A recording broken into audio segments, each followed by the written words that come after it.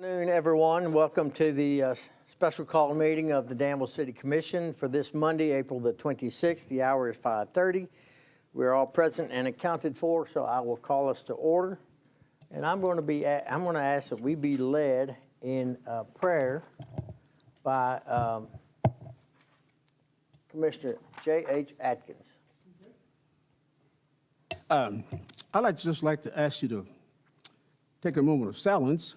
There's been a lot of unrest in our Danville-Boyd County community and in the state of Kentucky and in these United States of America and, of course, throughout the world.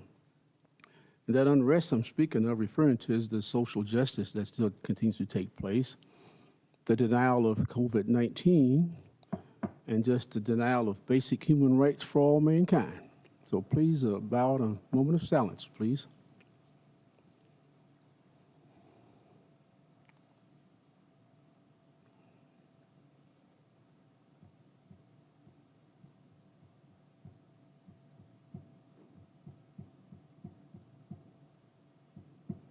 Thank you. Thank you, sir. All rise. Join me in the Pledge of Allegiance, please.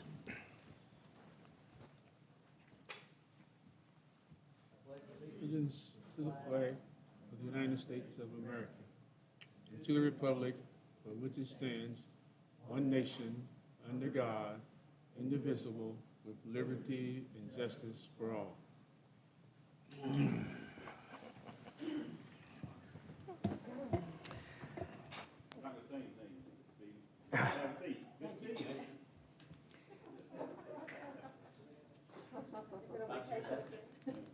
Since I have not heard otherwise, I will assume the agenda is approved by you all, and we'll go right into hear the public. Mayor, do you want to add your item? Yeah, okay, I'll do that right now. Stephen. Counselor, can I add to the agenda an appointment? These are technically special called meetings. What's the appointment? For planning and zoning? Been meaning to do this for two meetings now. Where it's a special called meeting, we're not supposed to add items at this point. What I'd advise now is that the clerk just make reference of the appointment request, and then at your next meeting, whatever that is, doesn't have to be the regular one, that you just add it to that agenda. So perhaps another budget session or something. Can we have a budget session this Thursday? Thursday. Thursday, okay. No? Oh, that's right, that's next week, isn't it? Okay. All right, enough of that. We're moving to hear the public. Madam Clerk, are there any comments from the public? No, they're not. Okay. Move right into general business. Item 1 is a proclamation for Mental Health Month, and Commissioner Holland is going to do the honors for us. This is Mental Health Month, whereas mental health is essential to everyone's overall health and well-being, and whereas all Americans face challenges in life that can impact their mental health, especially during a pandemic, and whereas prevention is an effective way to reduce the burden of mental health conditions, and whereas there are practical tools that all people can use to improve their mental health and increase resilience, and whereas mental health conditions are real and prevalent in our nation, as 1 in 5 people will experience a mental health condition during their lifetime, and whereas with screenings and effective treatment, those individuals with mental health conditions can recover and lead full, productive lives. And whereas each business, school, government agency, healthcare provider, organization, and citizen share the burden of mental health problems and has a responsibility to promote mental wellness and support prevention and treatment efforts. Therefore, Mayor G. Michael Peros and the Board of Commissioners of the City of Danville do hereby proclaim May 2021 as Mental Health Month, and calls upon the citizens, government agencies, public and private institutions, businesses and schools, including our partners, the Boyle County Fiscal Court and Ephraim McDowell Regional Medical in Danville and Boyle County, to commit our community to increasing awareness and understanding of mental health, the steps our citizens can take to protect their mental health, and the need for appropriate and accessible services for all people with mental health conditions. Megan Shelton, I believe you are here to receive the plaque. You want to take it down? No, I'll let you do it. Okay. And maybe this is appropriate for the city commission, the mental health aspect of it.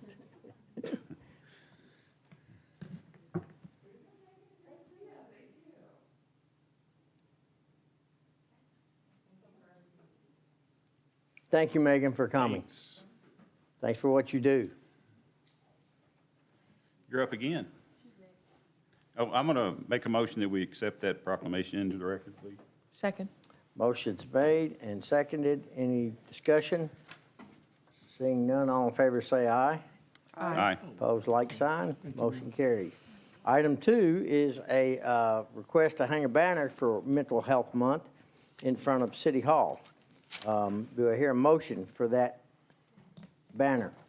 I'll make a motion to approve the banner. Thank you, Commissioner Hollins. Is there any other discussion? And is there a second? I'll second. Mr. Cardle, thank you. Any further discussion? Seeing none, all in favor say aye. Aye. Opposed, like sign. Motion carries. Item 3 is a banner request for the Great American Brass Band Festival. Do I hear a motion to hang a banner in front of City Hall for 3 weeks leading up to the festival? I'll move for approval. Like Commissioner Terry, is there a second? Second? Commissioner Holland, thank you. Discussion? Seeing none, all in favor say aye. Aye. Opposed, like sign. Motion carries. Thank you. That was easy.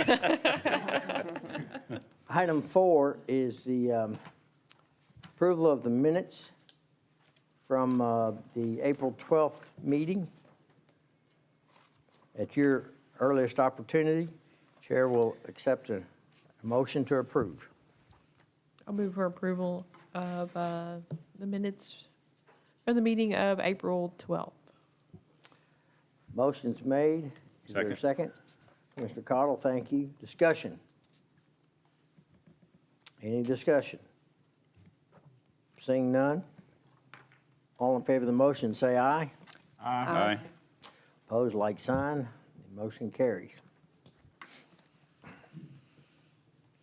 Item 5 is appointments to the Cemetery Committee. I have submitted the names of Larry McGee and Michael Mingy to the Cemetery Committee. And I would like your approval on that. Can we do them both, Stephen? You may. I move for approval of the mayor's suggestions of Mr. McGee and Mr. Mingy to the Cemetery Committee. Thank you, Commissioner Cottle. Is there a second? I'll second. Thank you, Commissioner Holland. Discussion? Well, I must disclose that Mr. McGee is the mayor of Hudson Avenue, on which I live, so I don't I'll want have to talk to him about your residence there. I thought it was nice to see a young person volunteering for a committee, and I hope we can have more of those. So. You're good. This is a starting point for Michael. Yes. I think you'll see him. yeah, that's a good I choice. think you'll see him for a while. Let's see. All in favor of the motion, say aye.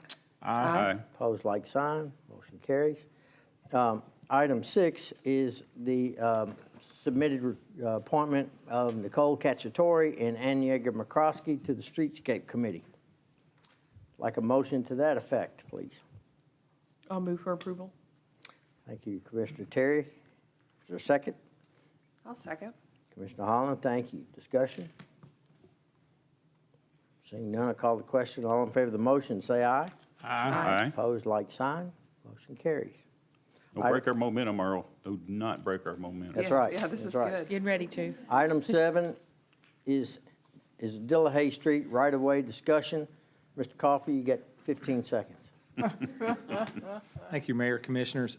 You have in front of you the display, we'll go to page 2 of that has an image of the section that will be impacted by the project Center's describing, and we'll discuss here in a second.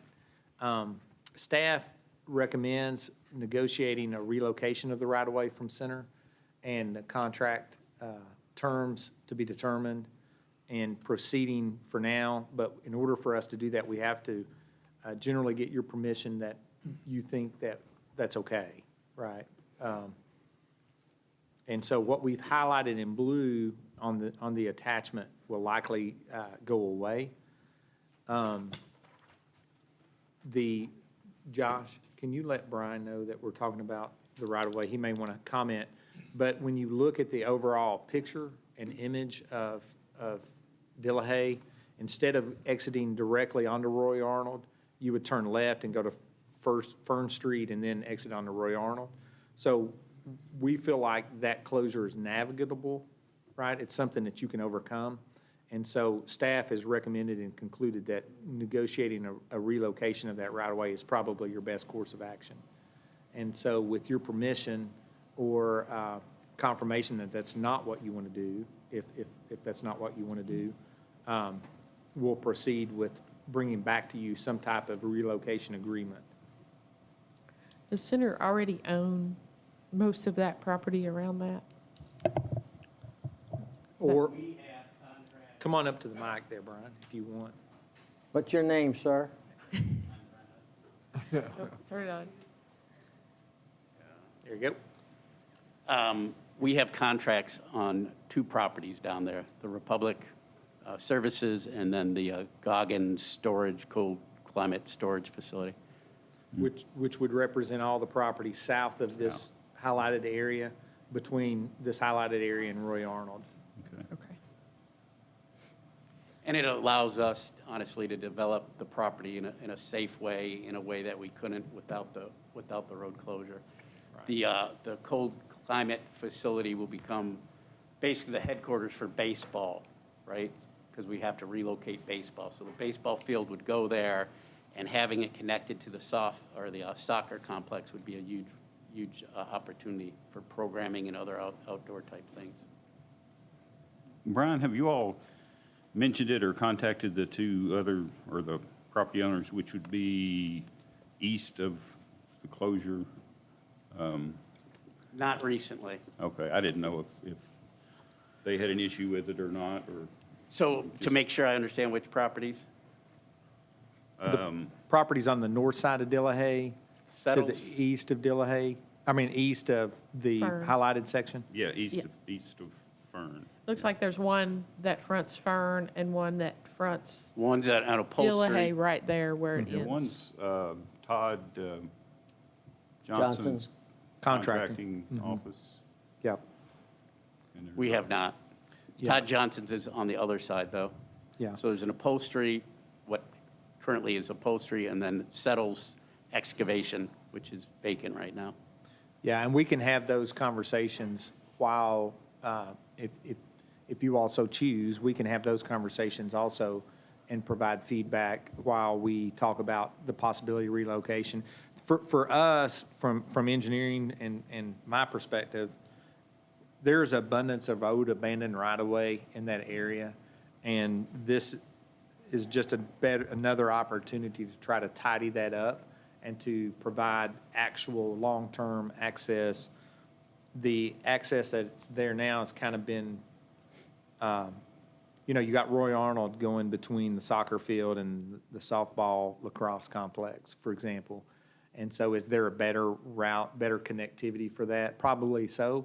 And so what we're suggesting is discussing the relocation so that you can try to accommodate those things in the future. So is that what you are referring to in the notes where it says equitable exchange of property assets? Correct. And without going through a process, we really can't identify what those are.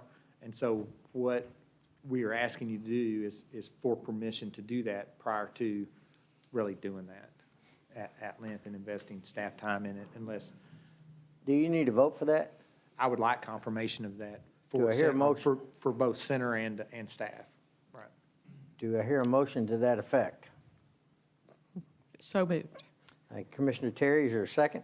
I'll second. If there's any Mr. other Cottle, discussion. thank you. We're in discussion, if there is any. Seeing none.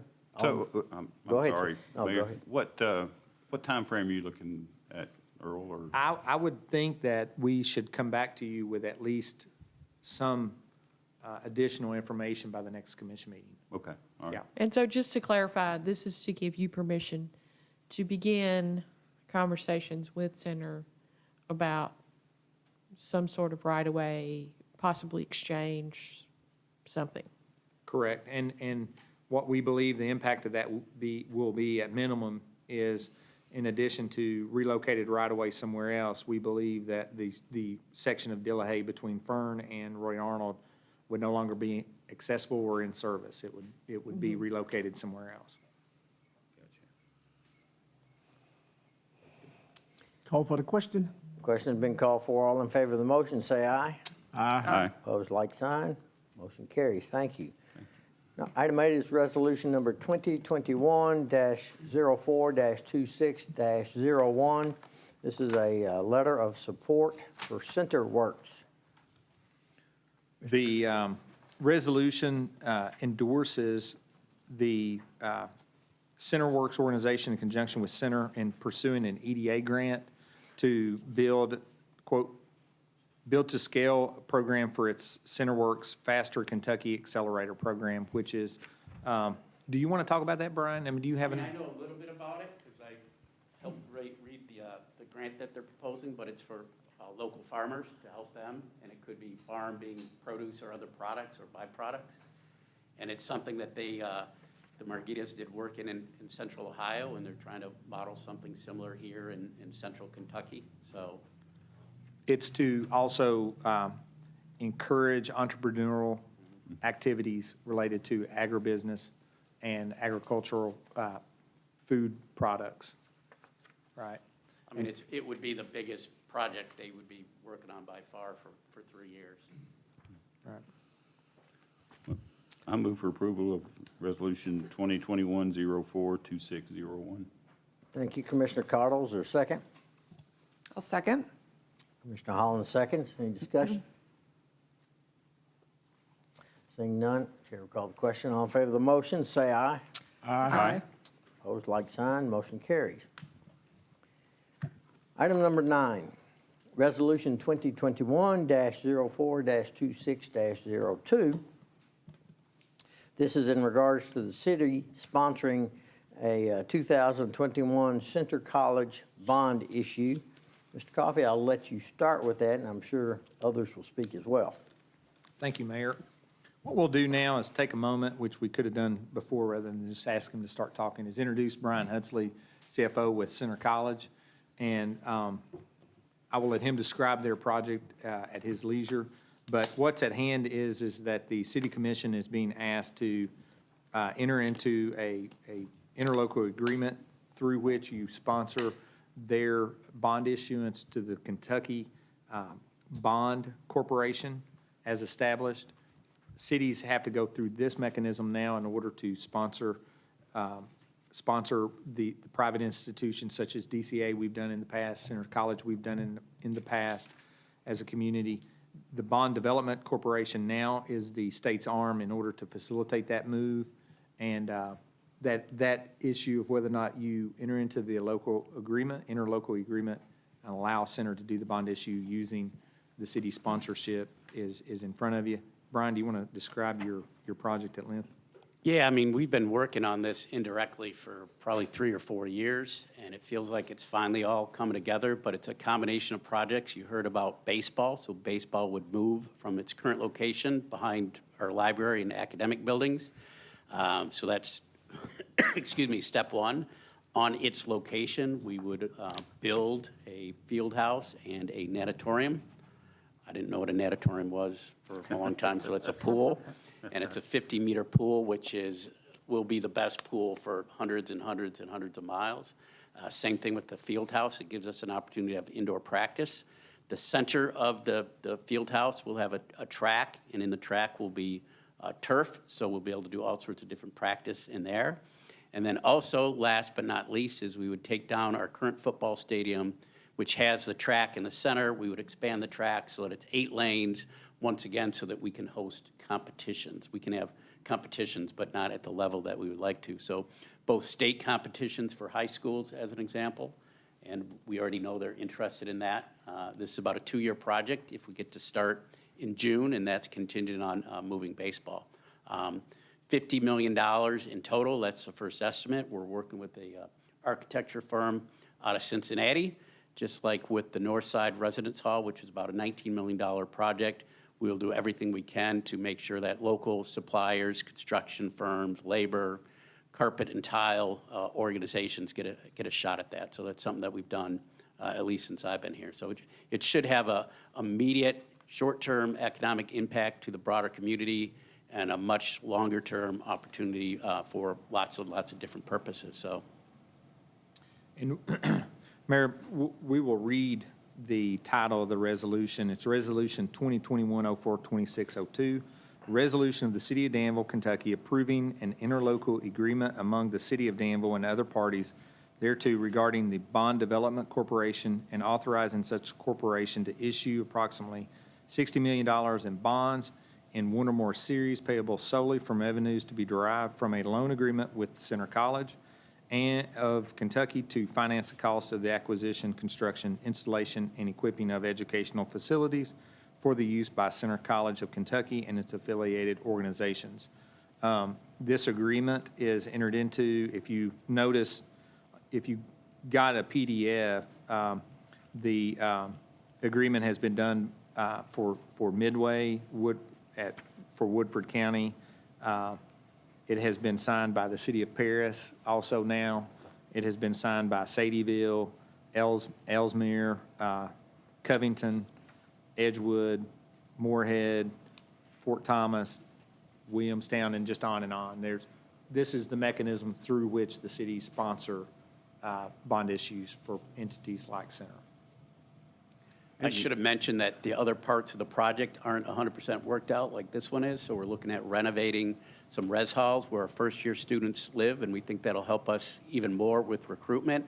On the athletic side, we think this will let us recruit an additional 60 to 75 students. You know, as you know, they live and dine here at Center College and in Danville. And then we're looking at, from an academic perspective, research greenhouse, which we don't have in our community. And last but not least, TBD what it might look like, but the current Bowles Natatorium, we do not plan on tearing that down. We plan on repurposing it. As I said, TBD, there's a lot of people at Center with interest in what it could be, but we have not decided that.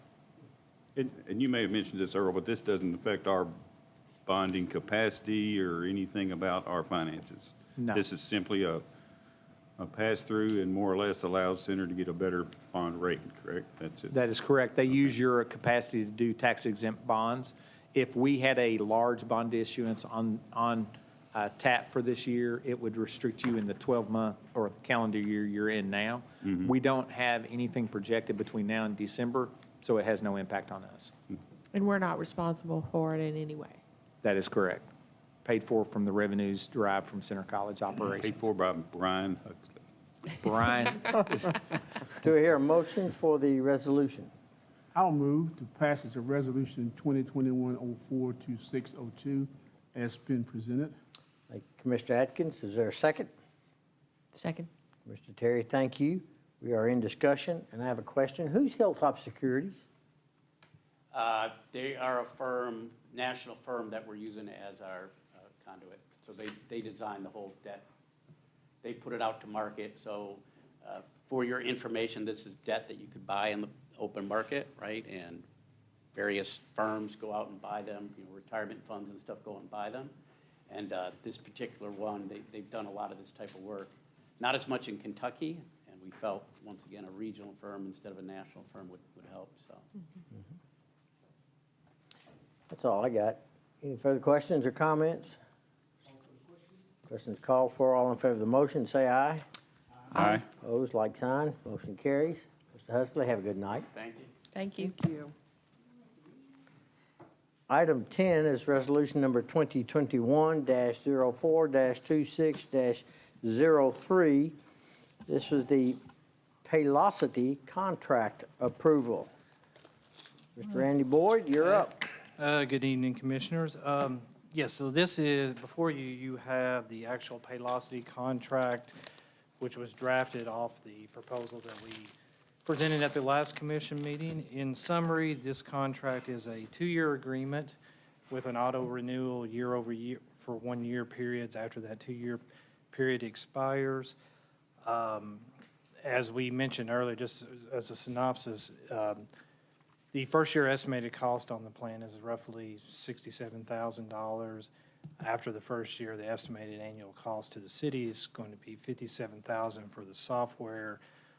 But the benefits out for the city outweigh the cost of the software. And what I mean by that is that by utilizing this software, it allows us to automate our payroll process, reducing labor costs, but also increasing compliance, because with the contract, you have a Form 8655 IRS form that basically authorizes Paylocity as a reporting and filing agent on the behalf of the city. Essentially, they will take on the liability and responsibility of doing our per pay period and quarterly 941s, our state filings for state income tax as well as our unemployment taxes. And that'll all be automated, and what it will do, it will increase our compliance, reduce our labor cost on payroll side, but then also with the software, it allows us to increase our compliance on safeguarding employment records and also streamlining communication and service to our employees throughout the city through automated portals where they'll have more access to self-manage their employment terms.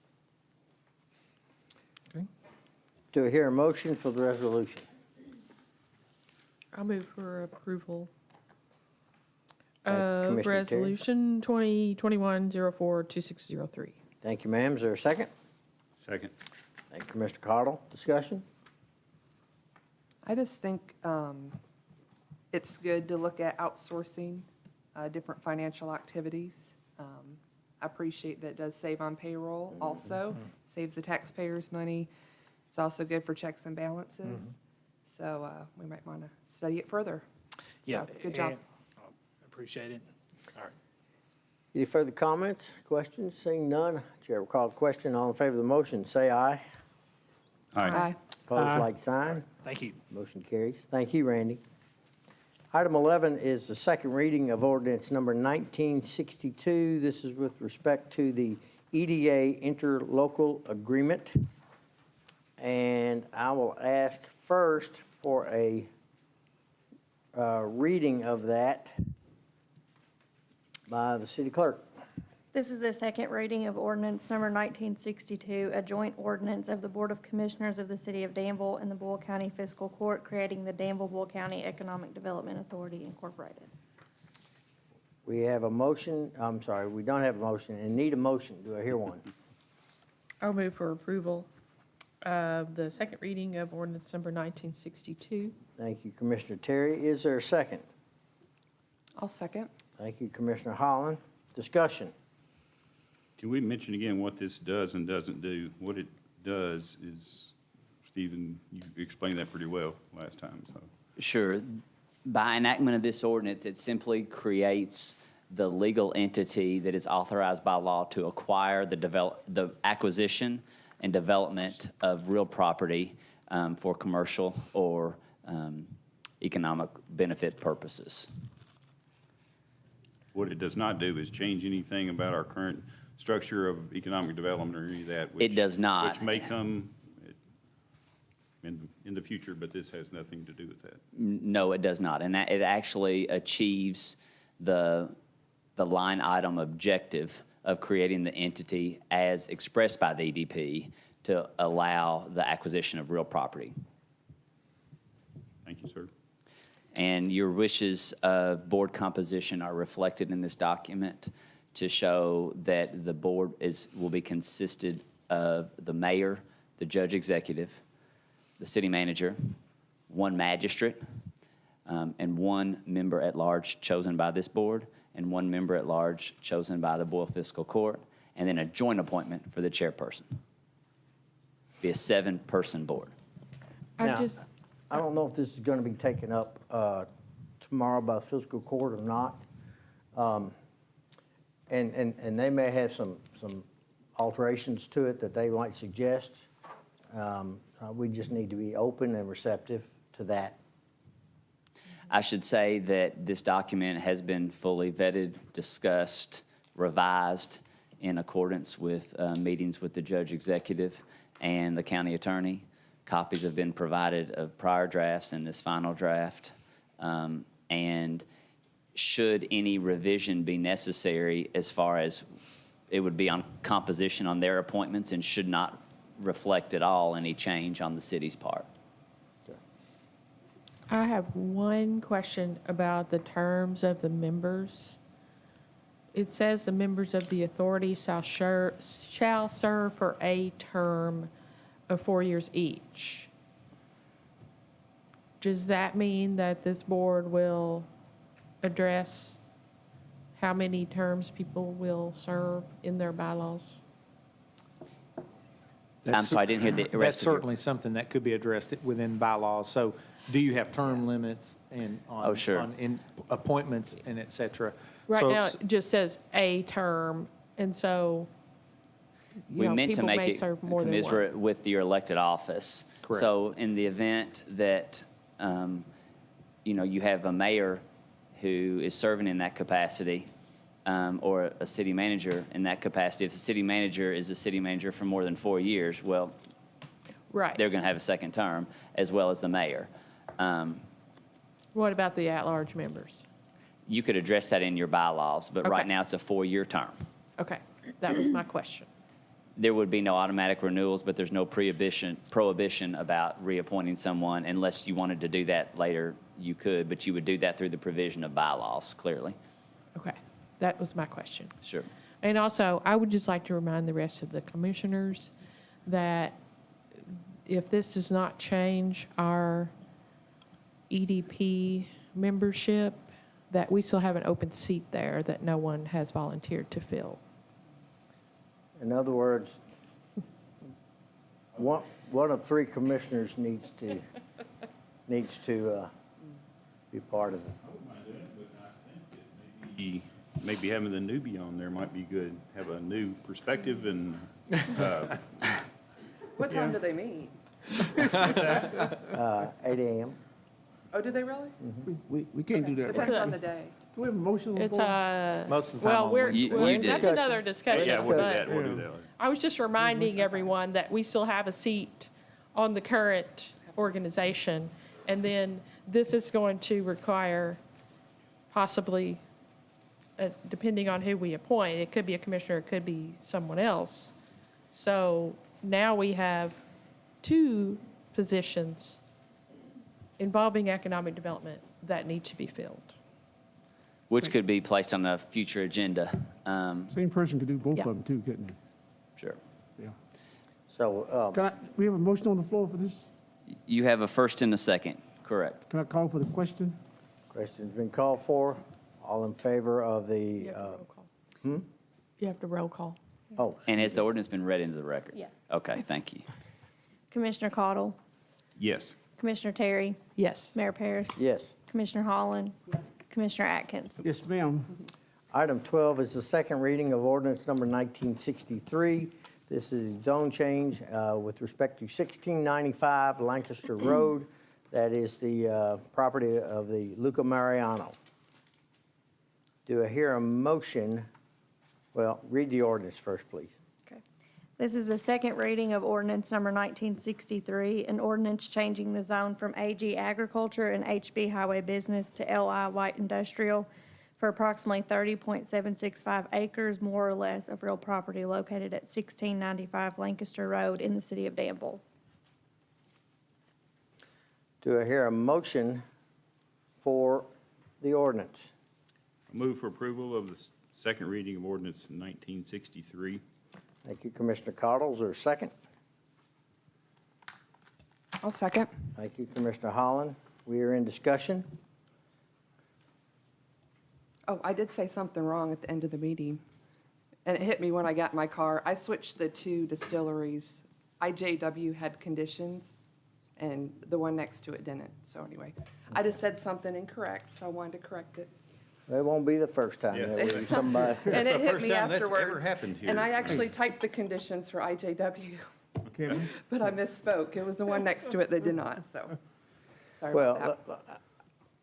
I do want to say this, that I want to thank our city engineer for bringing forth some structure to the zone change at our last meeting. That structure and accountability with respect to water and sewer has helped me to feel more comfortable about this. I still have reservations, but I am counting on our city engineer and others to make sure that in the technical review process, that our standards are not only upheld, but they're met. And I would also second that. And the real question here is the zoning of light industrial appropriate for that piece of land? I'm okay with that. But what we have found out here is there may be some concerns with our processes.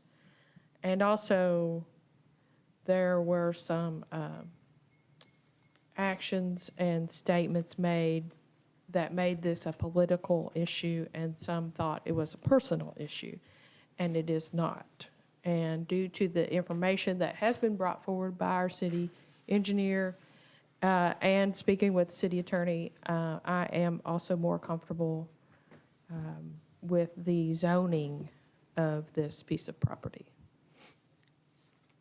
Let me ask a question of the commission and also our council. At one point, we discussed in the zone change for light industrial, we discussed the open-endedness of, while it may start out as rick houses, that there's nothing guaranteeing that the rest of that 30 acres becomes rick houses, that it could be anything else light industrial. Is that correct? The zone will remain light industrial, but if my memory serves me correct, I believe there was a condition that it be an accessory distillery usage.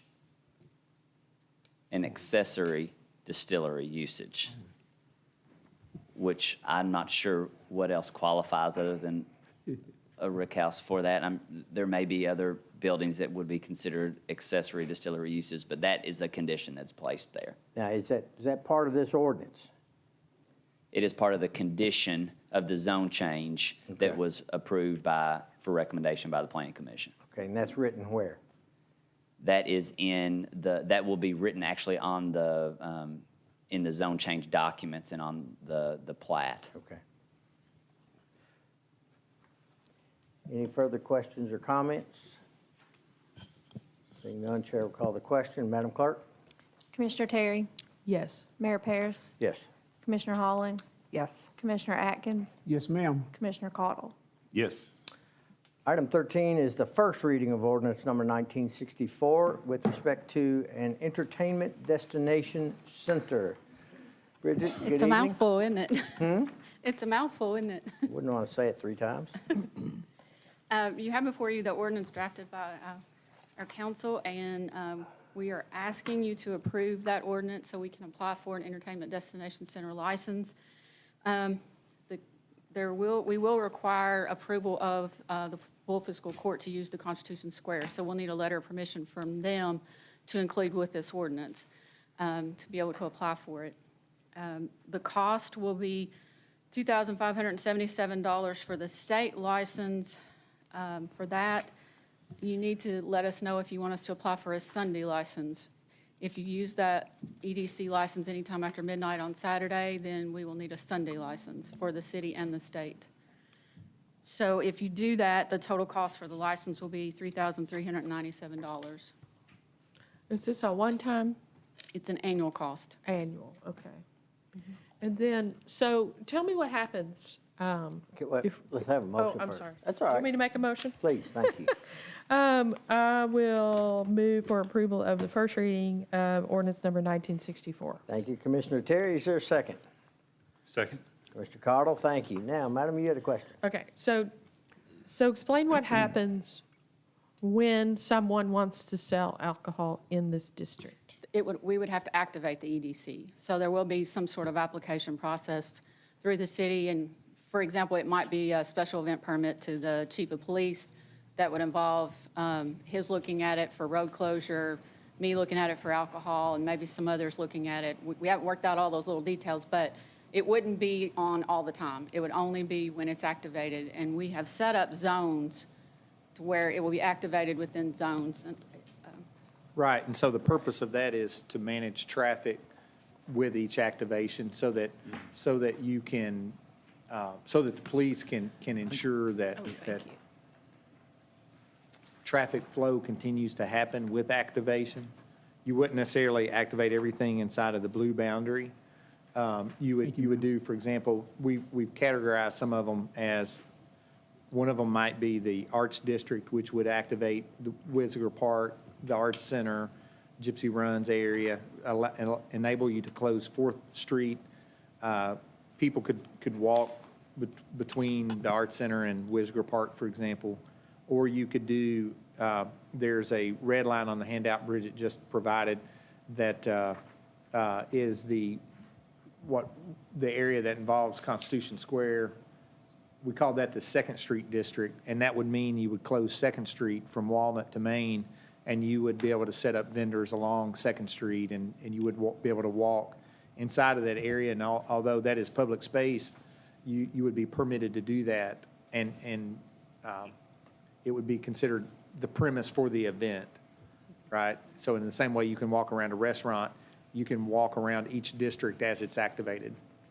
So for example, the Main Street District will be closing Main from 4th to 3rd, and all the restaurants inside that yellow area so you could have an event in Wisiger Park, and you could go to a restaurant inside of the yellow boundary, and then you could take an alcoholic beverage from one of those restaurants into Wisiger Park and enjoy whatever's going on there. So the only way that you can cross the street is if the street is blocked off to traffic, correct?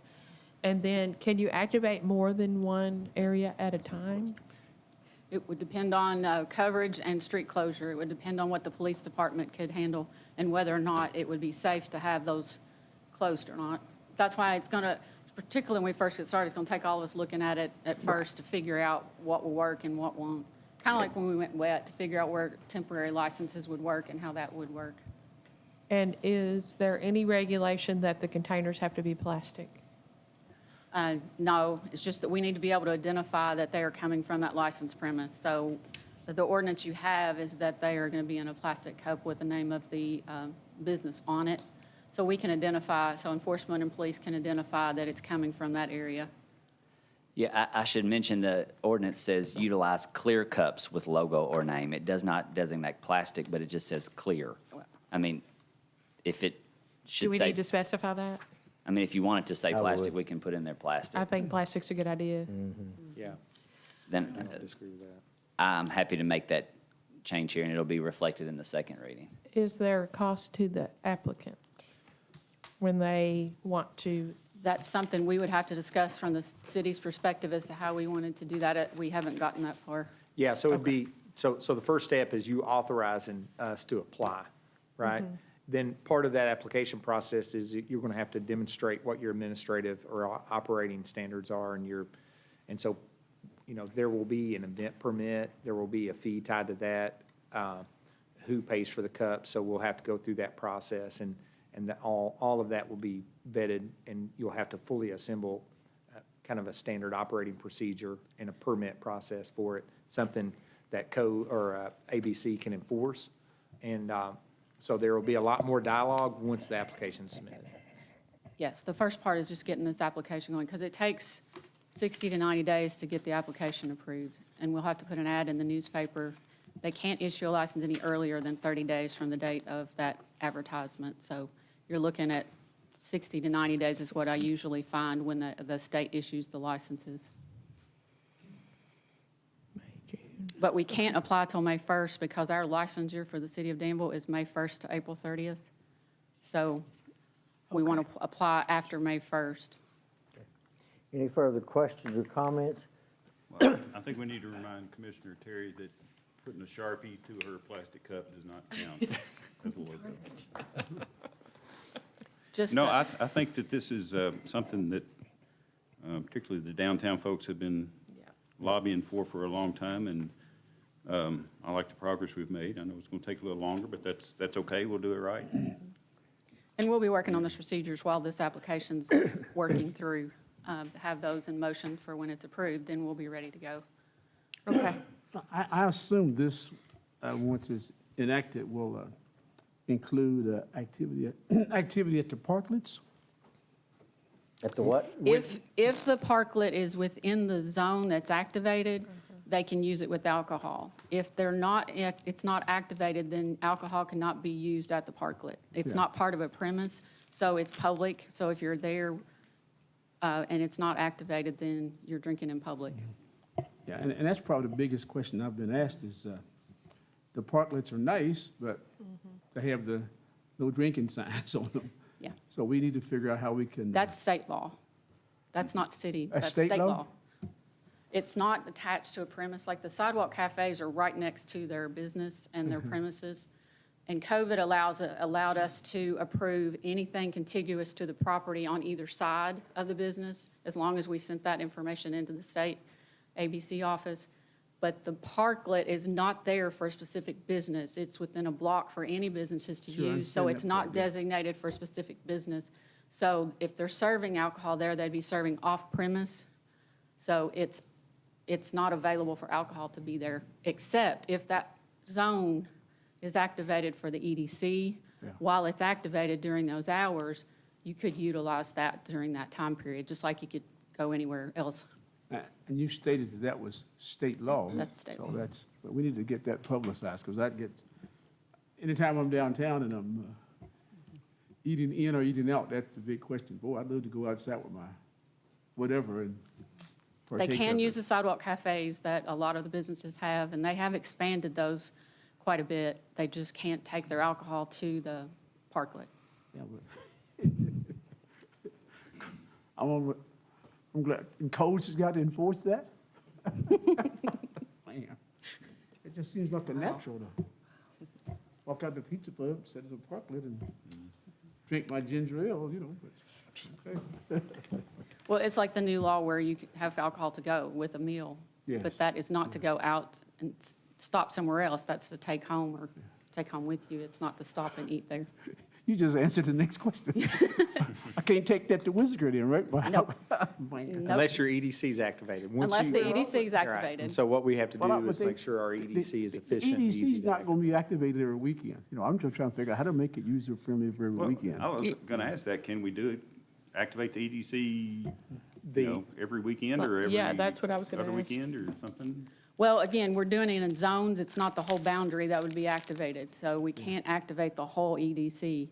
But the activation would require some organization and an application for us to know what's going on and to be able to monitor that with police coverage. Right, yeah, there's the street closure. That'd be something similar to like 4th Street Live in Louisville. They're like every Thursday through Sunday after 4:30, it's activated. Every weekend. But that would require the street closure and someone applying for that and doing it that way. And that's the direction our police chief is giving us as well, so. Good to know. Well, it's a great start. Yes, thank you. Yep. Yep. Can we vote on this? I'll take that as a call for the question. Yes. Madam Clerk? I'm going to read it into the record first. This is the first reading of ordinance number 1964, an ordinance establishing an entertainment destination center to aid economic growth and tourism in the downtown area of the city of Danville, Kentucky. Further directing the application for an entertainment destination center license from the Kentucky Department of Alcoholic Beverage Control, and further establishing the requirements for a license to sell alcoholic beverages within the common areas of the entertainment destination center. Mayor Paris? Yes. Commissioner Holland? Yes. Commissioner Atkins? Yes, ma'am. Commissioner Cottle? Yes. Commissioner Taylor? Yes. Point of clarification, is it okay to apply for the Sunday license as well? Yes. Thank you, Bridget. Okay. Ms. Bridget, I know you can't answer, but as we develop these plans, this could be, these zones could be enacted by the city commission with no, a fee applied to it. Yeah, the city will be the licensee, so Right. what We we could do do with it is up to you. Yeah. Which the mayor has indicated you do not want to, but you could actually sell alcohol yourselves. You are the licensee, as well as you are accountable for what happens on your licensed premises. So that's where the rules and regulations comes in. And there's some cities that has sold alcohol Yeah, they as do. a city. They make their own, they have an event and they have a beer tent and sell alcohol, so you can choose to do that. I We think do, that's worth consideration. we will have to collect a regulatory fee on any alcohol sales in the EDC. The licensees already pay that. If we were to sell, we would have to collect a regulatory fee on that for ourselves. I can see some positives, but I wouldn't personally want to compete with our current occupants downtown on that, but No, unless we allowed a nonprofit to sell it. Well, if you look in your map, that Second Street district, if you only have that area activated, you would want a third-party vendor in there that's sponsoring the event, that's selling Good point, alcohol, yeah. because there's no restaurant in that district. And you can, the laws for the distilleries and microbreweries and things, if we approve that, it allows them to be mobile. So they could go to Constitution Square and set up as long as we allowed them to do that, or Wilderness Trail or the Still, any of those are allowed to do that. Wineries can come in and do those, and that's not an additional license fee for them. They just need a business license with us if they're not here, like Crispin Winery, for instance. You know, so there's a lot of options. We just have to figure out how to work this to the best of our ability to help downtown Danville. like you said, it's kind of like our, promotional. I'm sorry. I just said it's promotional for them. Yeah, but, and when we pass the alcohol ordinances, you can't think of everything up front. I mean, this will, things will probably need to be changed, altered, or as we go along, so. Yeah, Stephen, until you get in the middle of it. Did you need an amendment for the Sunday? No, that's not specified in here. That's just an administrative this just authorizes the application to be submitted, and your clarification is fine to give Bridget the direction she needs on which license to apply for. Okay. Yeah.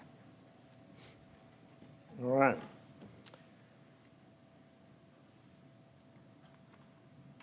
Item 14 is ordinance number 1965. This is with respect to South Second Street zone change. Madam, do I hear a motion for the ordinance?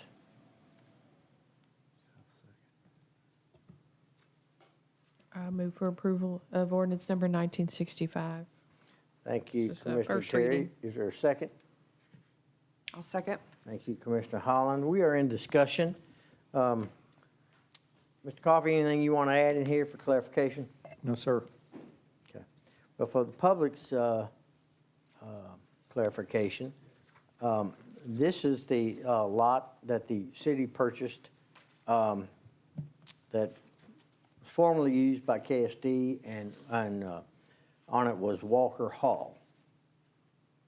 So that is the location of this particular piece of property.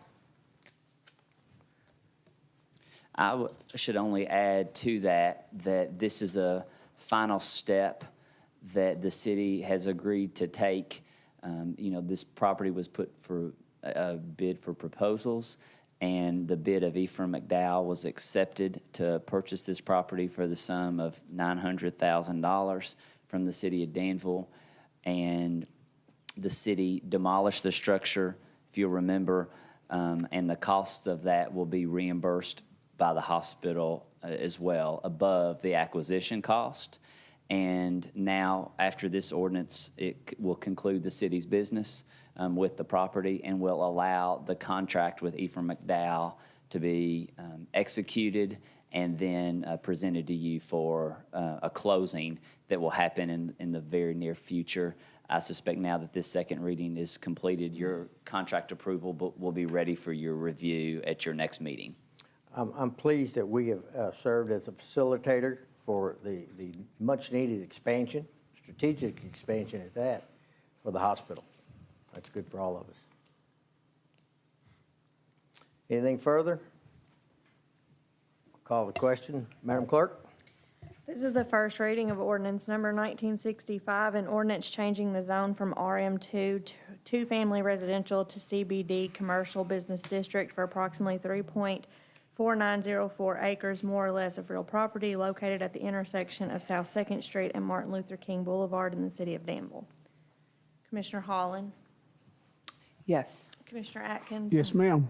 Commissioner Cottle? Yes. Commissioner Terry? Yes. Mayor Paris? Yes.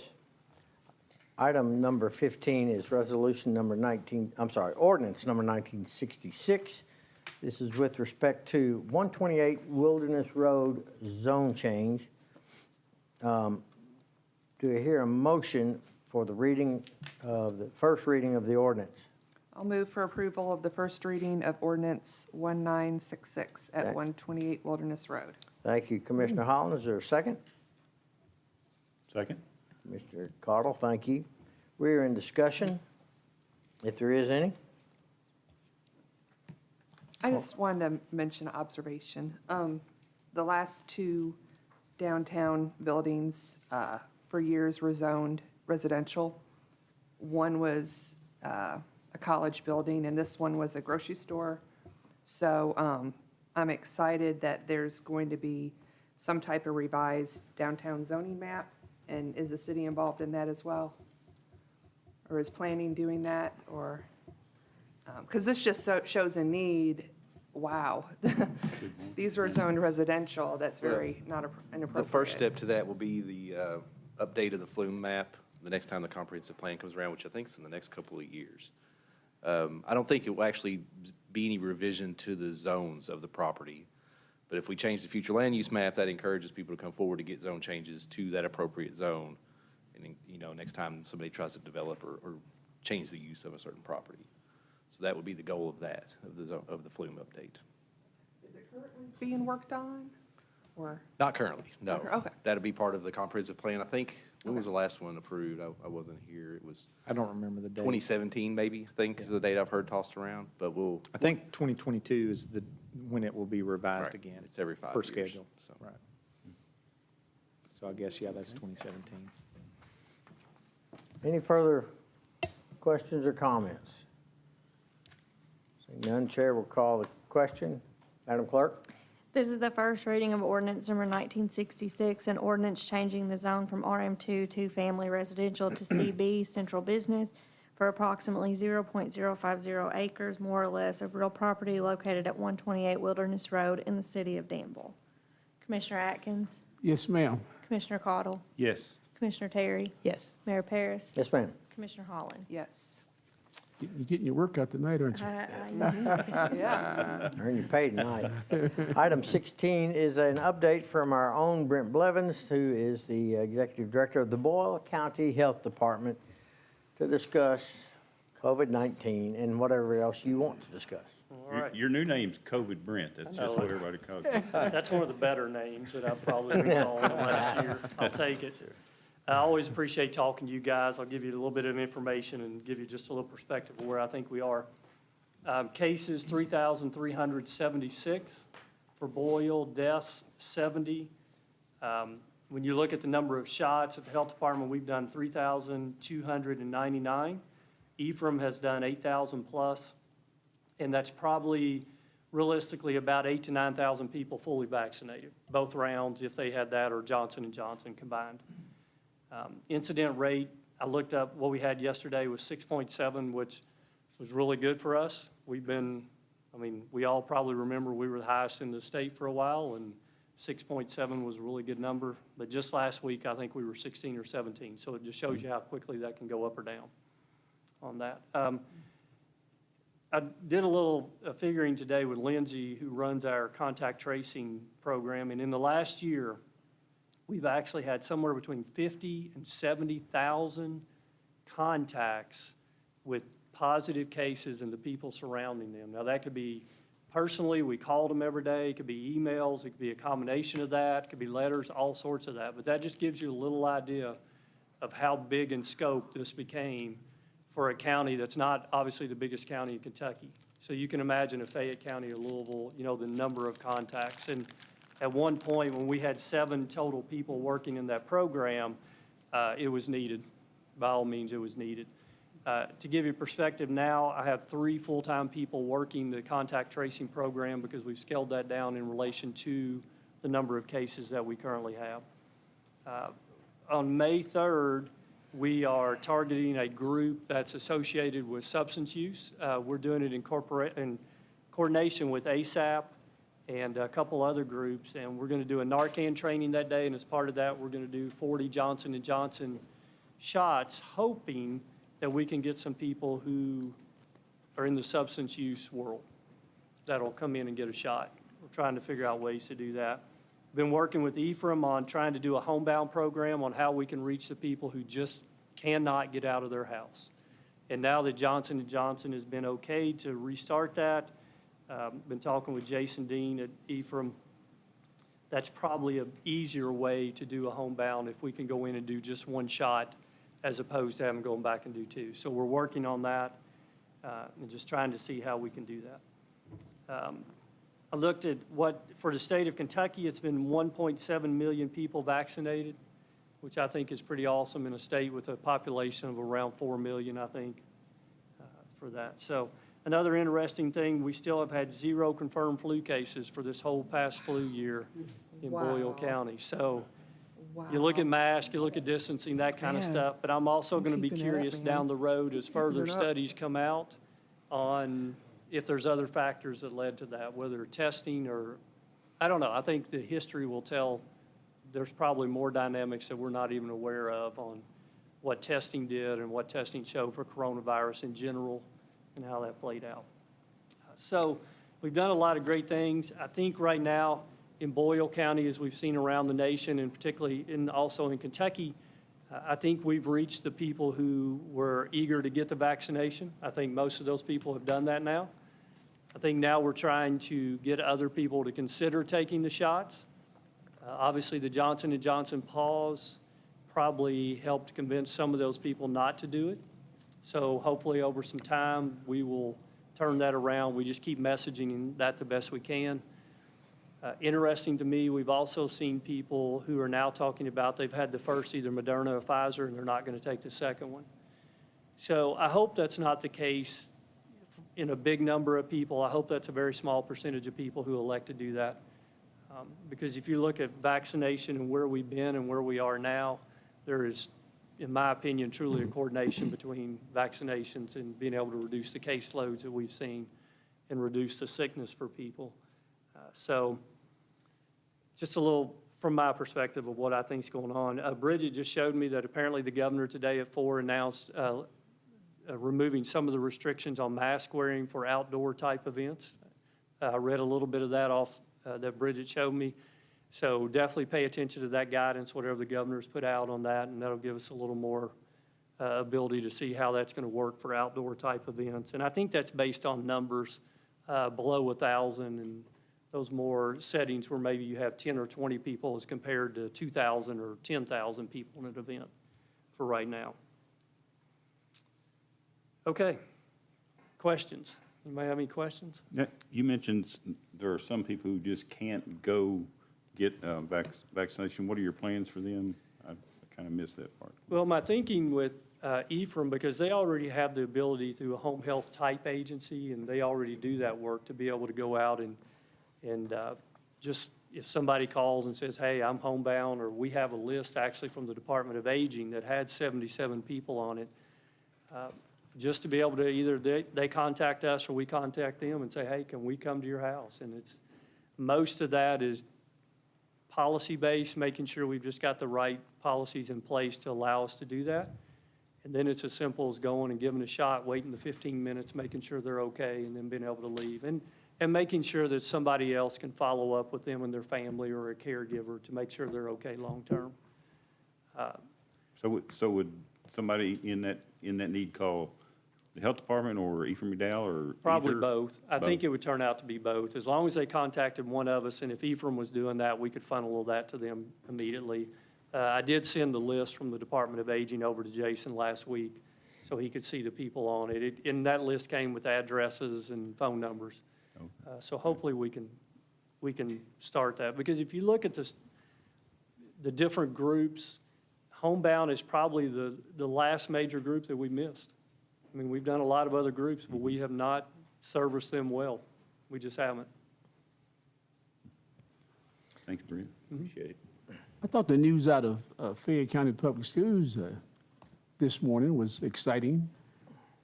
All of their high schools, I missed it. What happened with Fayette? all of their high schools, 16-year-old students and up, faculty, staff, and parents can get a shot at school all this week. Great. Didn't say how many, but I thought that was pretty neat, yeah. That is great. So they've obviously been able to access Pfizer because Pfizer is the 16 and above, I believe. So good for them. And it's a shot this week, and now they have automatic appointments for the first week in, the 3 weeks in May, so really neat, yeah. That is good.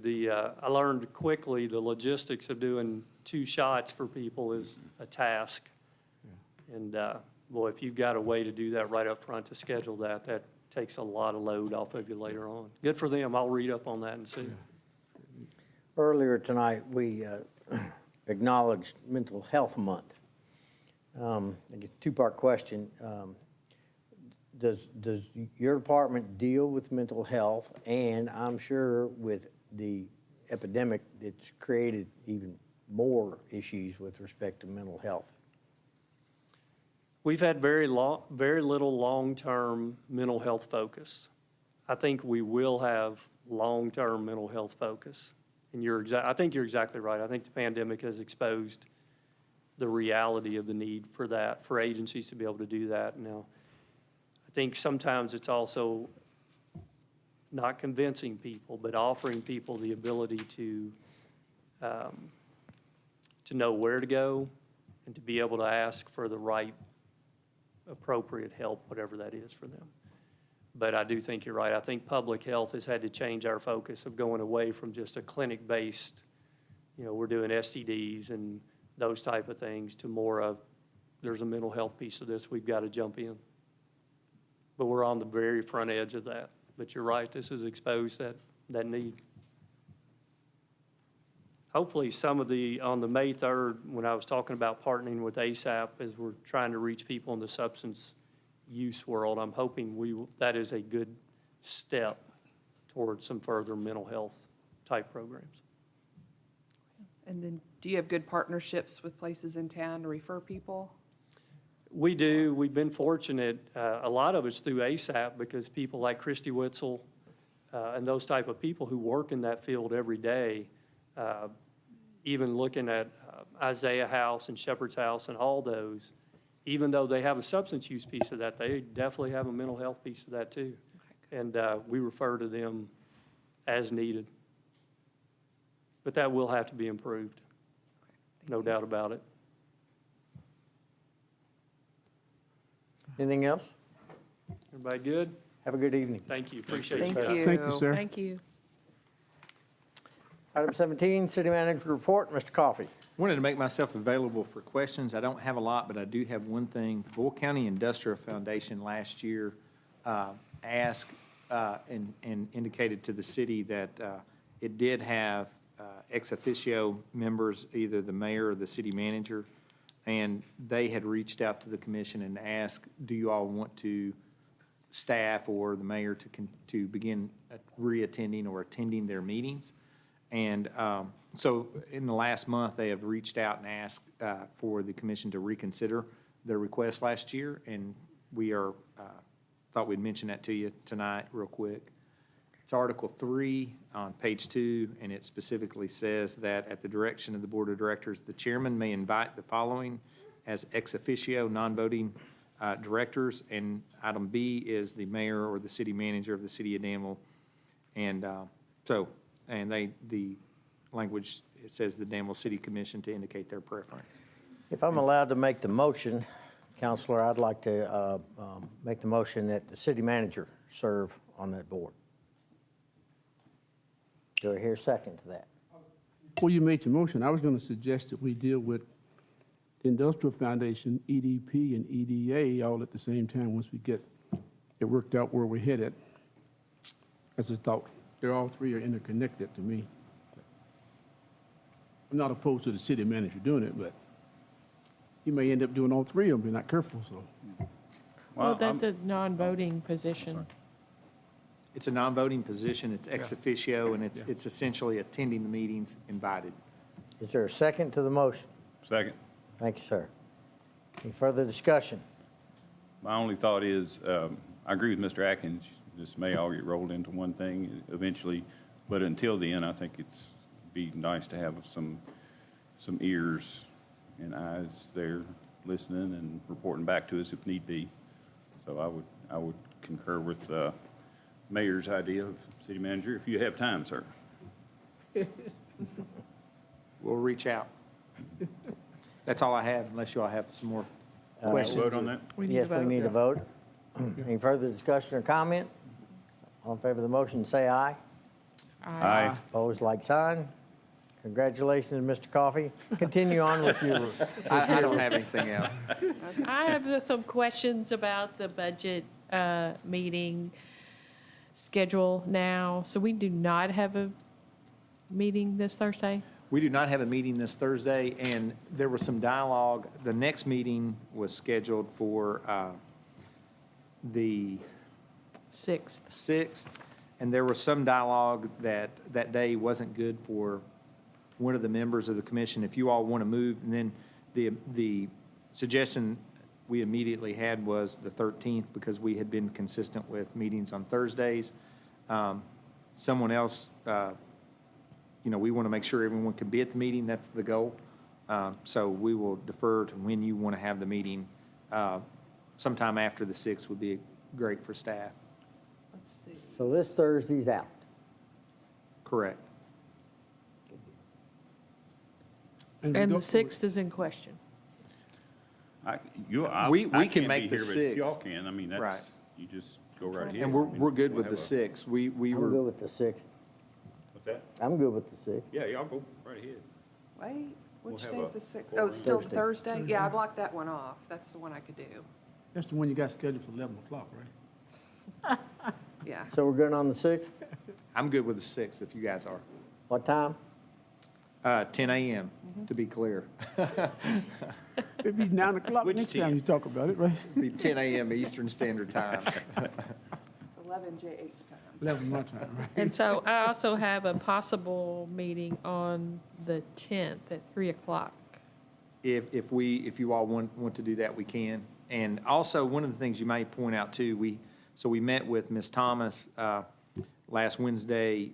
When do you want her back? Do you want her to be an agenda item on the 6th for the first 30 minutes or so of the meeting? Or would you all like her on the 10th at the commission meeting to come back with her report or information gathered, which she indicated she was going to do? Or do you want her to come back at all? She can provide us a written report, and she said she would do that as well. May I suggest we get a written report first? And if the commission feels there's information in there that they'd like to explore further, that's just my thought. Fine by me. We'll take care of it. All right. Anything else, sir? That is all I have. We'll move right into hear the public. This is a public's opportunity to address anything not on tonight's agenda. If there is anything, Madam Clerk? We received written statements from Reverend Carolyn Kelly, Melinda Weathers, Ellen Goldie, Milton Moreland, and a group of center students supporting the relocation of the Captain Logan statue into the city's public cemetery, Bellevue. These will be made part of this meeting's official record, and they will be available in your all's mailboxes for review. So everybody gets a copy of the Yes. letters. Yes, Okay, thank you. Anything else? that is all. Commissioner comments? Mr. Atkins?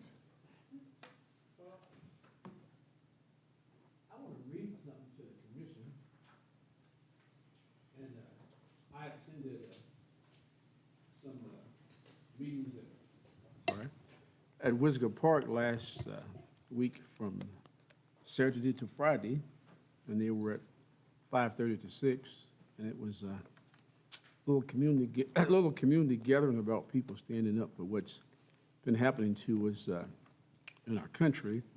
And every night that we met, these following parts of our Constitution were read to us.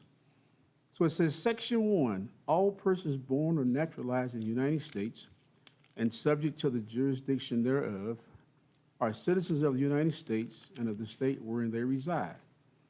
No state shall make or enforce any law which shall abridge the privileges or immunities of citizens of the United States. Nor shall any state derive any person of life, liberty, or property without due process of law, nor deny to any person within its jurisdiction the equal protection of the laws. And in Section 5 was also written, and it says, the Congress shall have power to enforce by appropriate legislation the provisions of this article. And I thought I would share that with us as a commission, but also share it with us as a public, because it's just something that we need to be reminded of this time in the history of our country. Thank you, sir. Mr. Holland? I was gonna give another shout out to Alyssa Ray, made the Yeah. top 10. All right. Yes. Our whole When- family has when- to watch When's her next, It's on Sunday night. this next Sunday. coming Sunday? Yeah. And everybody gets to vote for 10. Yes. Well, Pretty you easy. can vote in 3 different places for 10, for a total of 30. 3 different places, how's that? Well, I'll tell you later. But anyway, you can have the app, and you can text it, and you can go online. So get to, all so to the, 30. so to the public, do all 3 Do all times 3. 10. Each person Yeah. can do 30 Absolutely. votes. We want- They already know, right? we want- Alyssa. we want the hometown girls Yes, sir, that's right. so. to be there. And the other thing I had, Brent brought up the May 3rd overdose response training. I do have a phone number, 516-5384. You can register to attend. It's on Holiday Drive at 5:30. And like he said, there's going to be about 40 shots available also besides the training, so good stuff. Ashley, can we make a post of that? And the shots of what? Johnson & Johnson, 40 of them. Vaccination. Yeah. Been there, done it. And, and And the Narcan. I forgot to shout out about the UK Lady Wildcats volleyball team. About that. All of them was 6'9" and taller. But great, About the truth. great, You don't. great weekend for volleyball in the state. And the basketball team was cheering them on.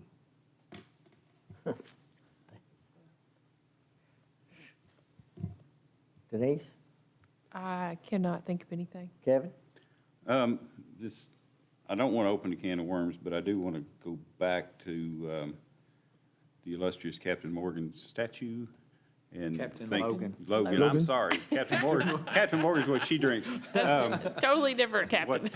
What, I think we need to put that, at some point, we need to have a discussion about that. And I know you and I have talked, and Mr. Atkins, and so I want people to know that that's something we are going to address. Needs to be an agenda item, is what you're saying, right? Yes, yes. Everybody can have their say. I know there's several, or some groups that want to weigh in, and I think we should hear everybody, so we'll do that.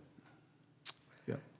I'd like to remind the commission, each of us got I do believe, got an invitation to a little celebration tomorrow at 10:30 for Mr. Mike Wilder. And that is at the This court? Boyle County Circuit Courtroom, second floor. Yeah, yeah. If you're retiring. Mike's done a nice job for both the city and the county. And Mike has really dealt with pancreatic cancer and he's given pancreatic cancer all it wants, I can tell you that. And, Good for him. So is he retiring? pardon me? Is he retiring? No, not that I know of. Okay. But I wouldn't be surprised if at some point in the near future, Mike didn't say, you know, I've done this enough. I need to focus and concentrate on my health.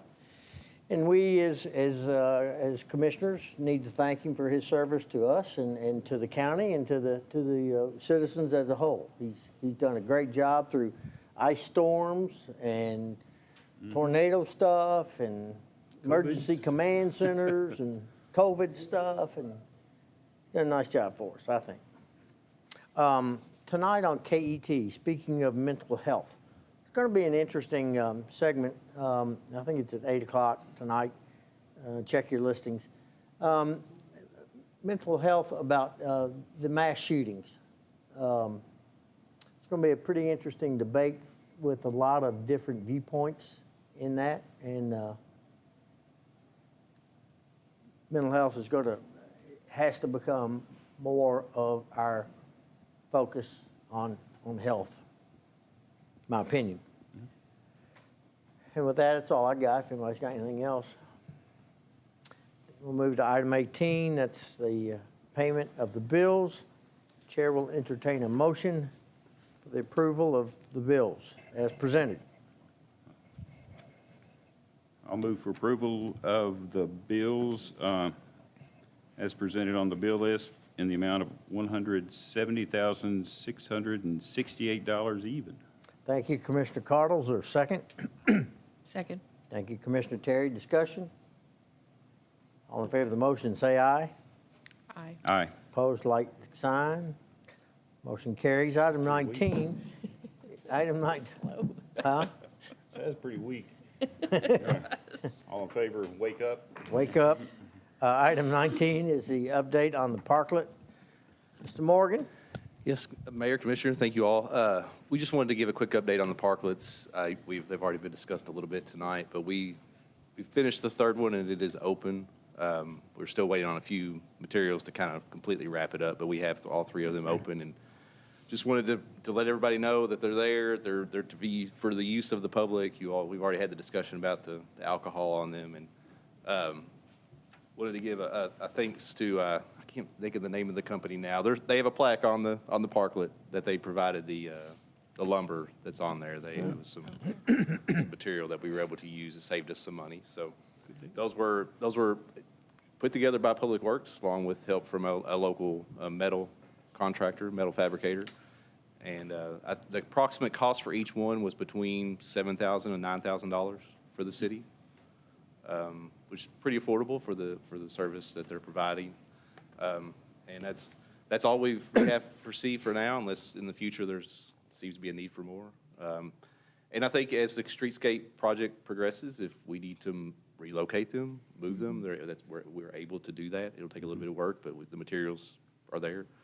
So that's something we could discuss in the future if necessary, but we wanted to open it up. Any questions about them? I also wanted to kind of point out that we've got a lot of questions about the squares on Main Street that we've dug out recently. They were from shrubs that had previously been removed and a couple that needed to be removed this year that had died. We've gone through and removed the soil from those. When we did that, we discovered that we had some conduit that needed to be repaired. So we've had an electrician going through and repairing conduit and putting junction boxes in. We think water may have been getting in conduit there, which may have caused some of our electrical issues, but so hopefully that helps in the future. And we're going to go back. We looked at each one individually and said, would this be better as mulch with flowers, or would this be better as concrete until we get to the major streetscape project? And I think it's about half and half. I think we've got 13 squares and 7 we're going to concrete, 6 we're going to mulch. We looked at it. If they're right next to a parklet, we were going to concrete them. They're really just getting filled up with cigarette butts and being walked on. So they should be concrete. And then we had a couple that were at handicap parking spaces where you'd be getting out at. We thought that's better to be concrete. So we kind of took a thoughtful approach to each one and decided what its best use was. Okay. Are there plans for more parklets? Not at this time. Okay. We're going to kind of see how these work and keep moving forward on the streetscape design and use that as well as think about if we're going to be how we realign some traffic flow. I mean, we're not planning on changing traffic flow much in downtown with the streetscape, but it may narrow some lanes, may shift some lanes, and as we do those kind of process those ideas, where we may identify some other areas that may be useful. Like I said, we may replace these areas with permanent sidewalk bump outs during the streetscape project, and we'll be able to move these existing street parklets to other locations on side streets. I think it's kind of the future, is the way I foresee it. The one close to Copper and Oak, Yes. people going south and making a right turn there, have you heard any concerns about that one? You know, I stood up there, I stood at that intersection a lot before we put it in, because when I first saw that we were going to put one in that area, I thought, well, we need to move it down one parking spot. But we had some concerns from the retail businesses that are west of there, that we were going to take their parking spaces in front of the retail businesses. So I stood there and looked at that intersection a lot, and the whole time I was thinking, we need to move it down one spot, but I watched traffic flow, and almost every time I was up there, there was a car parked in that space that we put the parklet in, and we didn't really change the geometry of how traffic turns around that intersection at all by putting the parklet there. I think it feels a little tighter, which isn't a bad thing. It slows people down. They don't swing around the corner real fast. They don't fly through that intersection very fast. I think in the long run, it kind of demonstrates how just the appearance of an obstacle will slow traffic, which is good for pedestrians in the long run. Yeah, they were concerned, the guys that talked to me about it was concerned about sight around the corner, but I didn't. Well, sight is not a real issue there, because your right-hand turns, you don't need to be able to see that direction. And then left-hand turns are signalized, so you don't need to you have sight distance to make the left-hand turn there, so. And the changes with the lights at that intersection have helped that as well. I think so, yes. But again, I'm responsible for reporting this, okay? Yeah, no problem. And they've worked well from my vantage point from being downtown, so not a complaint, but just want to report it. And if I may, are you finished? With that, yes, with the parklets. If I may break protocol, Mr. Mayor, I don't usually do this, but I felt my phone going crazy, and there's several texts that people are saying, we asked for the letters to be read aloud, and that's what somebody said they would do. And then they're saying, please move that and read those out loud so they could be a part of our agenda for tonight. So, Mr. City Manager, would you explain that on the record for people so they can stop hitting me up?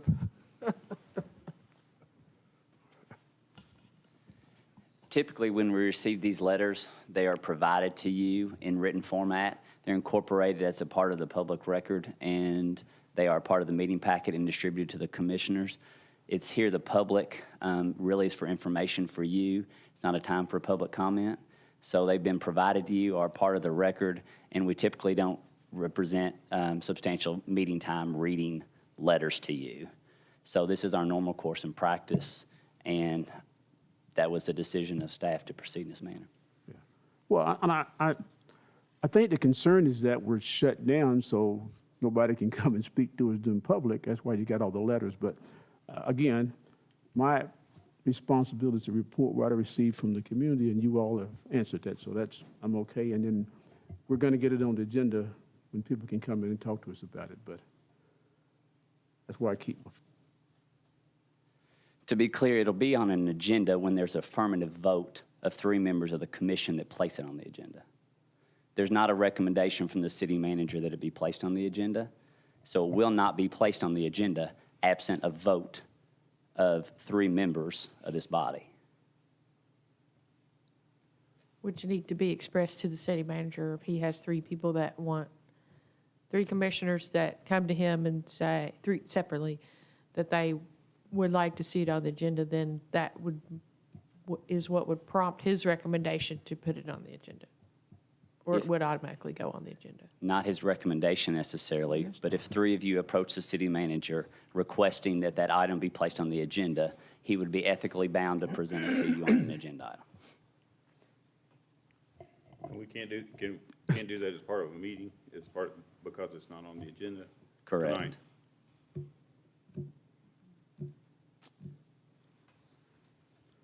Okay. Item 20 is resolution number 2021-04-26-04. This is the paving list for this spring. Chair will entertain a motion and a second, and then discussion. Hello? Anybody here? Oh, yeah. I move for approval of Resolution 2021-042604 regarding the spring 2021 paving list. Thank you, Second. Commissioner Cottle. Commissioner Terry, we are in discussion. In the last page under this section, you'll see that where the paving is going to be. And you'll see that it's shamefully small, but it is what it is. Until the legislature does something different with the gas tax.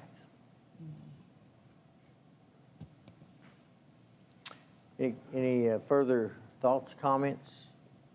Did you want to expand on any of that, Well, Mr. Morgan? it's, these two streets are, we've got an issue with them that we think is caused by, there's no crown in them. They drain to the middle of the road. We have, and they have, it's caused, I think these streets were built about the same time, probably, weren't they? Probably mid-90s, and they are falling apart. This is kind of our two major concerns, especially Kim Avenue. It's not a very long street. It's not in a very busy area, but it's near Walmart, and it's pretty bad. So what we're going to do to resolve that is we're going to mill just at the edges, just at the gutter, so that we'll taper that mill up to the middle, so that we'll add a crown to the streets, so that hopefully in the future these streets last a little longer with this surfacing. So just wanted to provide that kind of context to that. And the other is Cunningham Drive, which is the road into the park. Into correct? Millennium Park, yes. And Josh, are there any plans to come back with a list later on? Because there are a lot, we heard a lot of stuff about city streets. There are a lot. Earl and I talked about what we had budgeted, what we had available to spend right now. We were kind of targeting 125,000, so we went to Allen Company with these two streets to get them to measure them and give us a quote, which you have included in your packet, which gets us close to that 125, but it leaves a little bit of room for us to maybe do some more in the future.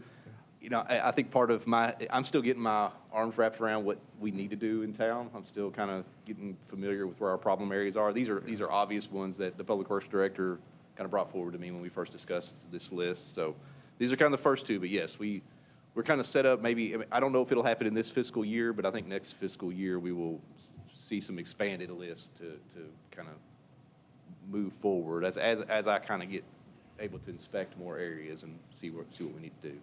Yeah, recall, we had a fall list in the budget year you're in, and so the exhaustion of the money allocated is, we want to leave some reserve there for July and past that for the next fiscal year. Have you had any luck, Josh, with the state in getting some sort of timeline on when they might come down?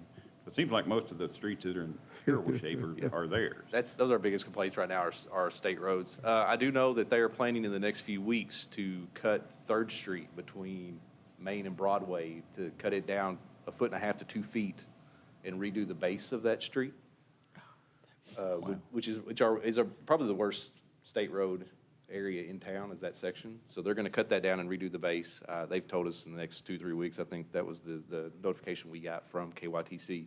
We're working with them to locate utilities because we have some utilities in that area that might be that shallow. So we need to coordinate well with them that they don't run into any water or sewer lines in the process of cutting. So that's one repair they're working on. The Stanford, the area of Main Street down in front of the post office. It's pretty rough in front of the dollar store. They're going to be repaving that street here in the next, I think they told me today, I think they were looking 4 to 6 weeks to do that paving.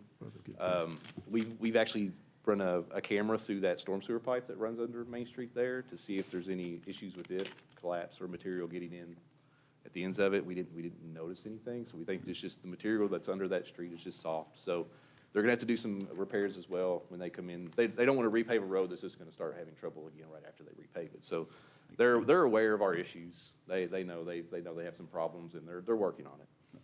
And what about 4th Street up here between Main and Walnut? As Is far that as- being addressed? With paving, not that I know of.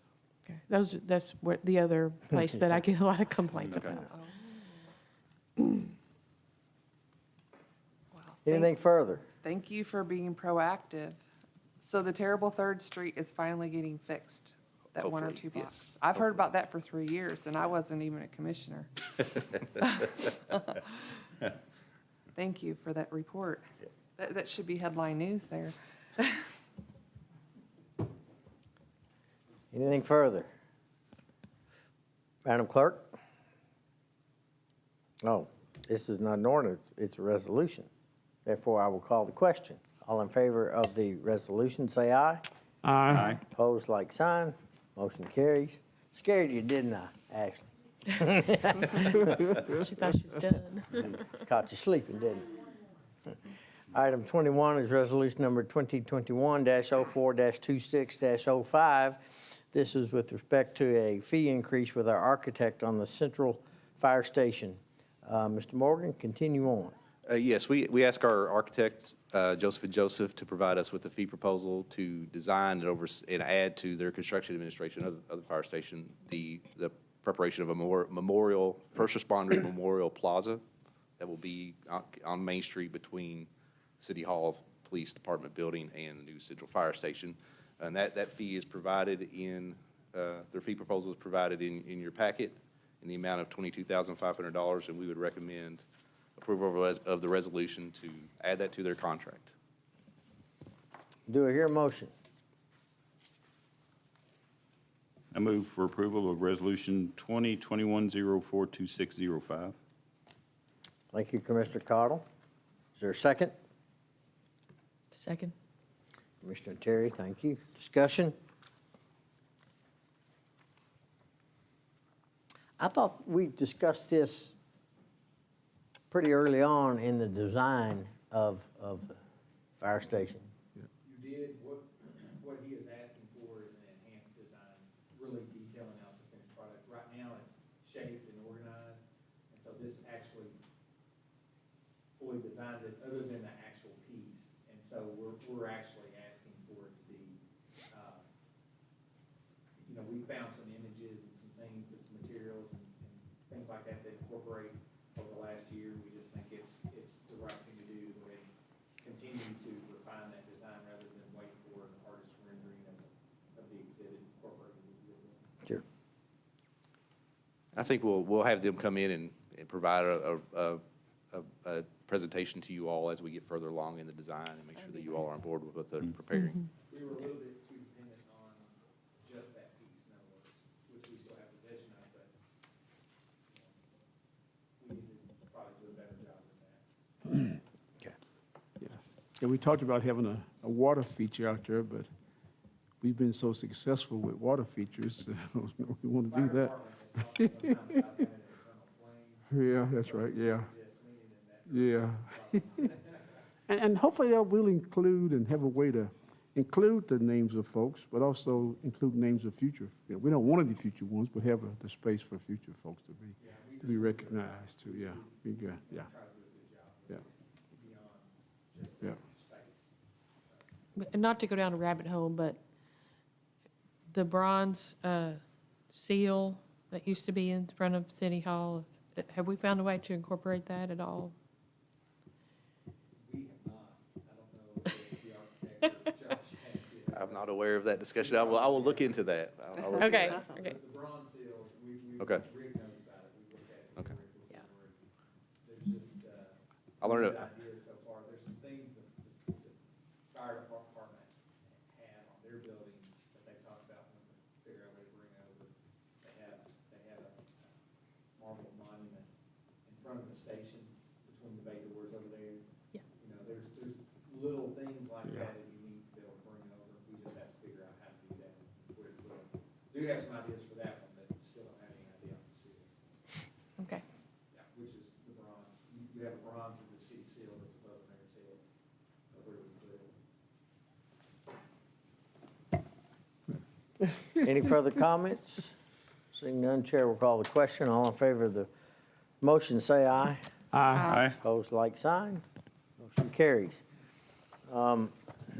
City Manager and Council, unless you say otherwise, that completes our agenda for the evening.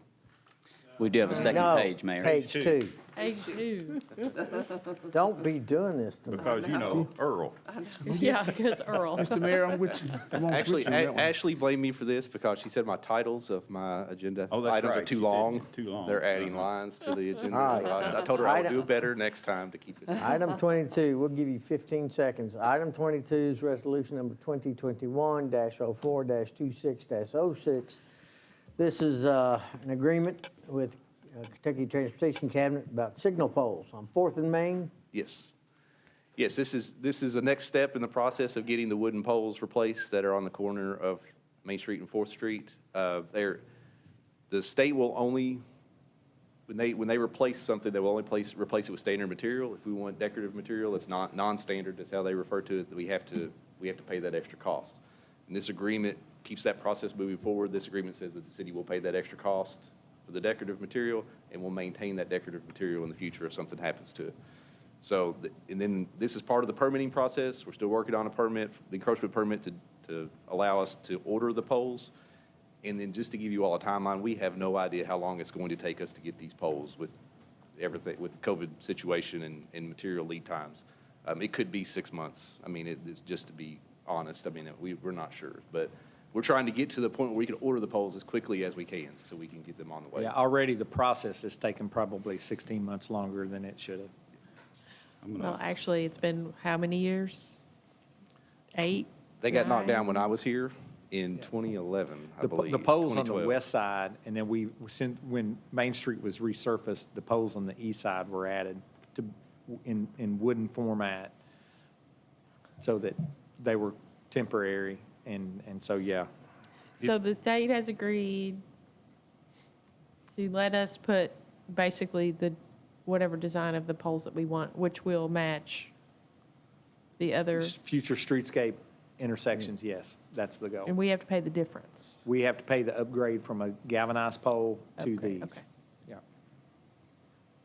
I'm sorry. Do we know how much that's going to cost yet, or we will not know till we order? The latest, we're still gathering quotes for different poles. The company that makes our streetlight poles do not make signal poles, so we can't get the exact match. So we're getting prices on poles that are very close there. I mean, a lot of companies make a black decorative pole that looks similar to that. So the cheapest quote we've seen so far was from a company that has done poles on University of Louisville's campus that look similar. And I think it was for it's two signal poles with mast arms and 2 pedestrian button poles. I think it was going to be around $47,000, somewhere in that range was the cost that we saw. But I will come back to you all later with, Okay. once we Yeah. get the exact number, we'll come back for approval to order them. Yeah, Will be a I don't later. think we got a first or second, did we? I didn't remember one. Want to make one? Yeah. I'll move to approve Resolution 2021-042606. Thank you, Commissioner Holland. Is there a second? Thank you, Commissioner Atkins. Oh, Commissioner Terry, I'm sorry. Thank you, Commissioner Terry. Any further discussion? Seeing none, all in favor of the motion, say aye. Aye. Opposed, like sign.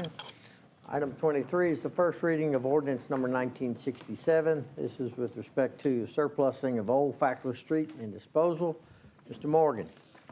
Yes, this is related to the discussion we previously had about surplusing this leftover property from when urban renewal realigned Fackler Street. This is just the ordinance that moves that process forward. Do I hear a motion for the ordinance? I'll move to approve the first reading of ordinance 1967. Second. Thank you, Commissioner Holland. Commissioner Terry. Discussion? Seeing none, Chair will call the question. Mr. Madam? Ashley, Huh?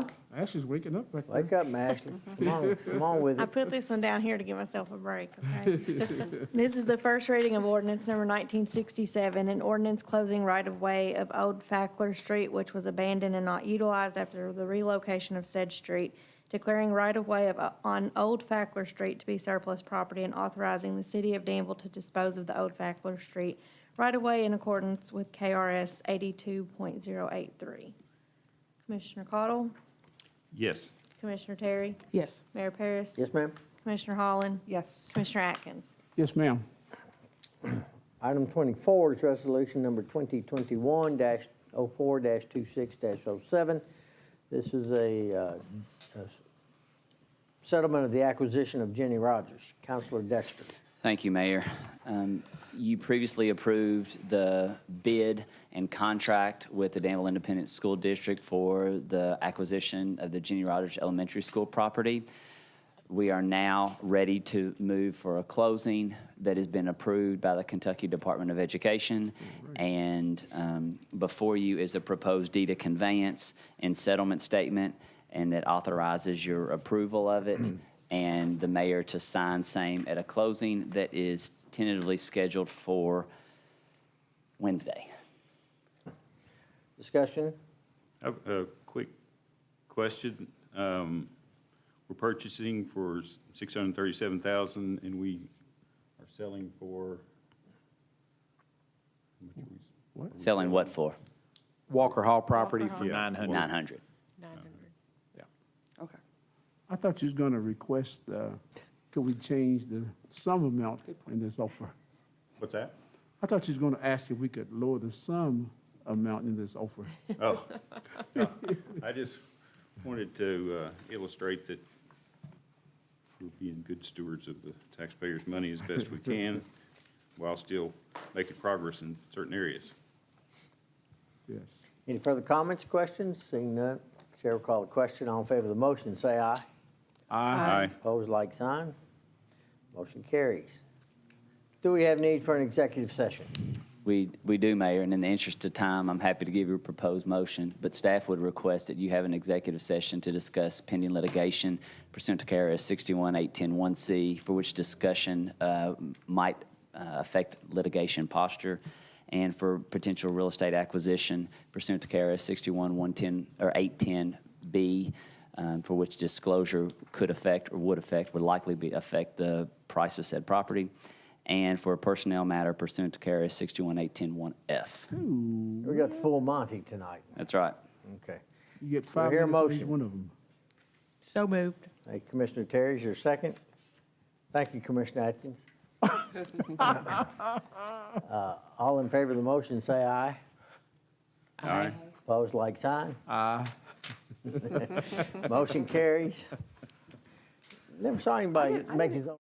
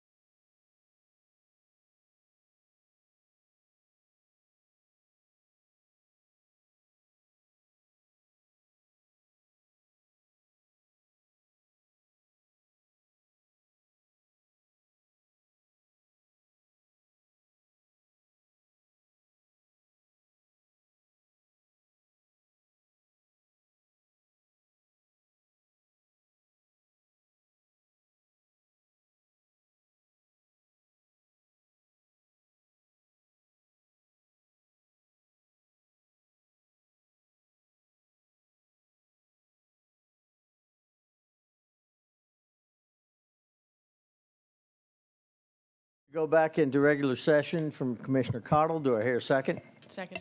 Thank you, Commissioner Terry. We are in, all in favor, say aye. Aye. Aye.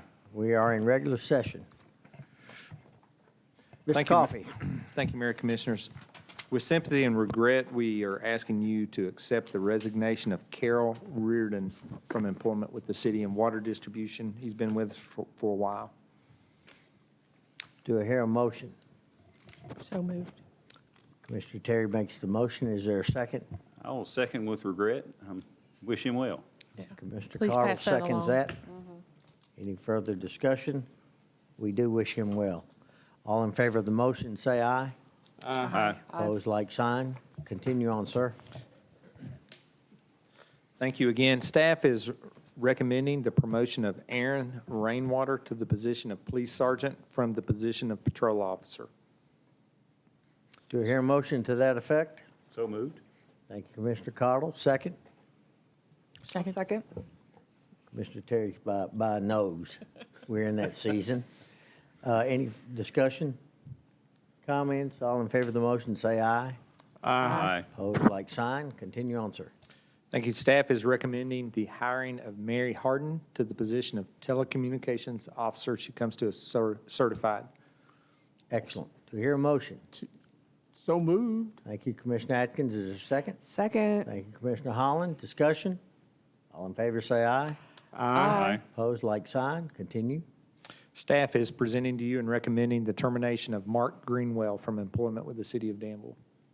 Do I hear a motion to that effect? So moved. Motion is made by Commissioner Atkins. Is there a second? Second. Commissioner Terry seconds it. Discussion?